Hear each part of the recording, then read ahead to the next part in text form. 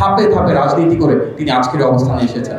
ওনার নেতৃত্বে এই গণ অভ্যুত্থান হয়েছে। তারেক রহমানের রাজনীতি সেটা কিন্তু অনেকেই বলেন যে পরিবারতান্ত্রিক রাজনীতি, কিন্তু বাস্তবতা হচ্ছে 1988 সাল থেকে শুরু করে আজকে 2025 সালে গত 37 বছরে ধাপে ধাপে রাজনীতি করে তিনি আজকের অবস্থানে এসেছেন।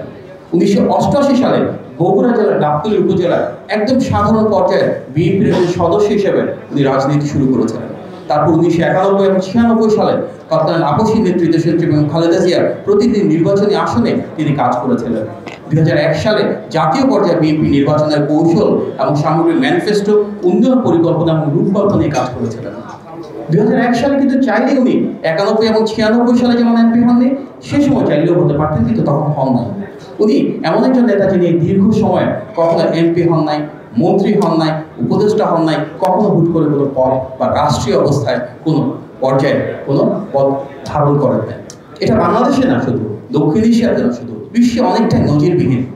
অর্থাৎ ধাপে ধাপে গত 37 বছরের রাজনীতি করে তিনি আজকে এমন একটা অবস্থায় এসেছেন যেখানে বাংলাদেশের সব শ্রেণী পেশার মানুষের ঐক্যের প্রতীকে পরিণত হয়েছে। এটা পলিটিক্যাল কোনো ক্লিশে বা রেটরিক না। যখন তিনি বাংলাদেশে ছিলেন, বাংলাদেশের প্রতিটি পর্যায়ে, জেলায়, উপজেলায়, প্রান্তিক পর্যায়ে ঠিক শহীদ প্রেসিডেন্ট জিয়াউর রহমান যেভাবে ছিলেন সেভাবে প্রতিনিয়ত ছুটে গিয়েছেন। একজন কৃষকের পাশে উনি দাঁড়িয়েছেন, শ্রমজীবী প্রায় মানুষের পাশে দাঁড়িয়েছেন, যাদের প্রান্তিক পর্যায়ের মানুষের সমস্যা রয়েছে সেটা সমাধানের জন্য চেষ্টা করেছেন।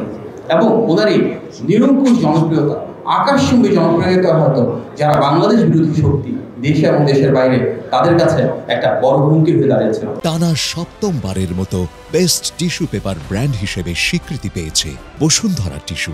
যার কারণে 111 হয়েছে। আমরা দেখেছি ওনাকে কিভাবে নির্মম নিষ্পেষণের শিকার হতে হয়েছে, কিভাবে মানবাধিকার লঙ্ঘন এবং বাক স্বাধীনতা হরণের শিকার হয়েছেন আমাদের এই নেতা এবং তার সমগ্র পরিবার। আমরা হিউম্যান রাইটস ভায়োলেশনসের কথা বলি, সারা বাংলাদেশে যে রাইটস ভায়োলেশনস হয়েছে তার একটা বড় প্রতিবিম্ব আমাদের নেতা যেমন তারেক রহমান। পৃথিবীর ইতিহাসে নজিরবিহীন যে একজন মানুষকে রাজনৈতিকভাবে মোকাবেলা করতে না পেরে তার বাক স্বাধীনতাকে হরণ করা হয় আইনের মাধ্যমে, আদালতের মাধ্যমে। ওনার বাক স্বাধীনতা এমনভাবে হরণ করা হয়েছিল যে বাংলাদেশে আজকে এখানে অনেক অনলাইন অ্যাক্টিভিস্ট রয়েছেন যারা হয়তো ওনার ফেসবুকটাকে যদি শেয়ারও করতো, কোনো একটা পোস্ট বা স্ট্যাটাসকে ভাইরালও যদি করতে চাইতো, তখন তাকে ধরে নিয়ে গিয়েছে, গুম করেছে, মামলা দিয়েছে, হামলা করেছে। অর্থাৎ তারেক রহমান রাজনৈতিকভাবে এটা টাবু ছিলেন, যার নাম উচ্চারণ করা যেত না।